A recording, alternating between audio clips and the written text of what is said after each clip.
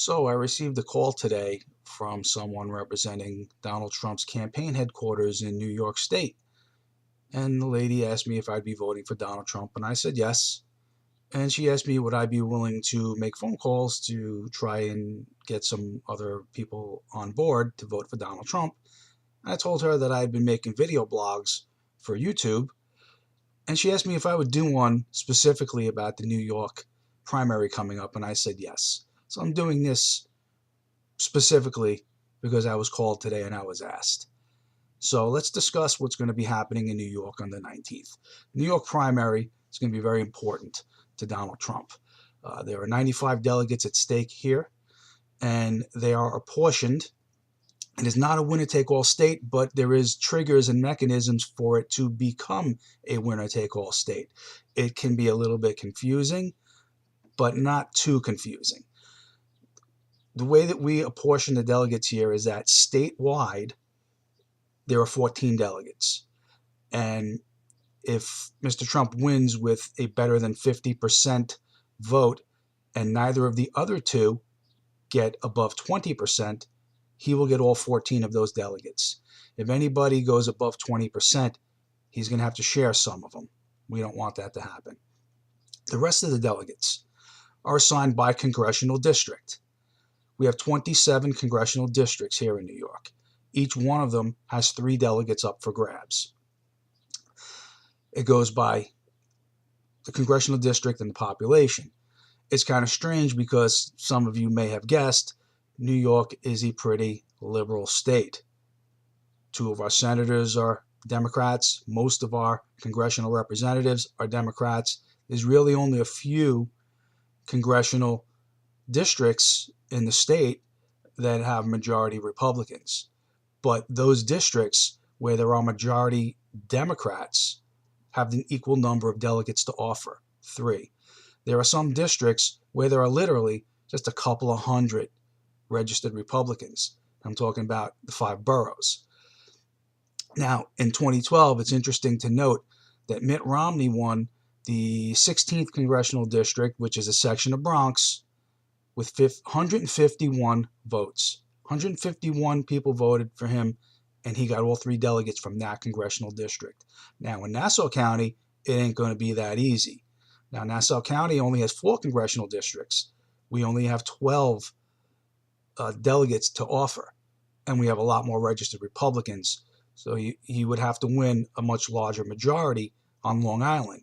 But on Long Island, he is polling above 50%, so I don't think that's going to be a problem. Really, the issue here is the congressional districts in the 5 boroughs, because they have 11 or 12. I don't know exactly. It's 11 or 12. And as I said, a lot of those districts have very few Republicans, and it means that a lot of delegates are going to be decided by a relatively small number of people. That's why Cruz went to the Bronx last week. There are sections where if you can just get a couple of hundred people to vote for you, you could get all 3 delegates. Now, the way that works is each district has 3 delegates. Again, if Mr. Trump gets above 50% in any of those districts and neither of the other 2 goes above 20%, then Mr. Trump gets all 3 delegates. If either one of the other 2 gets above 20%, Trump will get 2 delegates and 1 would go to the second place runner-up. Third place gets nothing.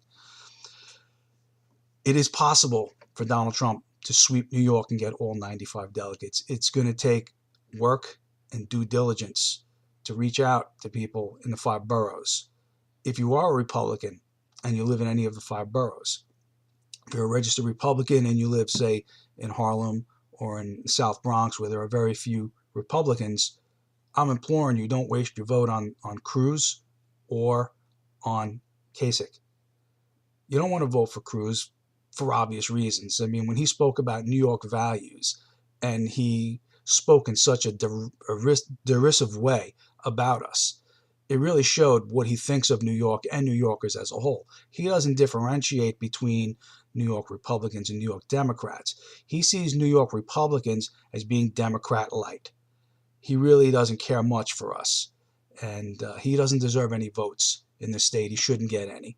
And as far as John Kasich is concerned, why would you waste a vote for him? There's no reason. He's not going to win, and he's not going to be crowned at the convention. It's just an unrealistic thought. It's not going to happen.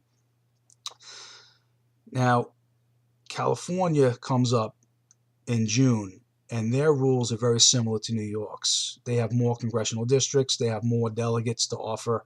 I believe they have 171 in total. Again, they split them up 3 delegates per district. And again, California is a state that has a lot of Democrats, a lot of registered Democrats. And California can be won or lost with relatively small numbers of votes. So in California, if you're a Republican, I'm asking you to get on the Trump train and support the Trump movement. Okay, I understand that this Saturday, Wyoming is going to be having a convention very similar to what happened in Colorado. I hope you guys pay close attention to what happened in Colorado, because that really caused one hell of a mess. And you don't want that to happen in Wyoming as well. Be fair and do it right. So if you're a New Yorker, you got to come out on the 19th. There's no excuse for staying home. And you got to come out and vote for Donald Trump.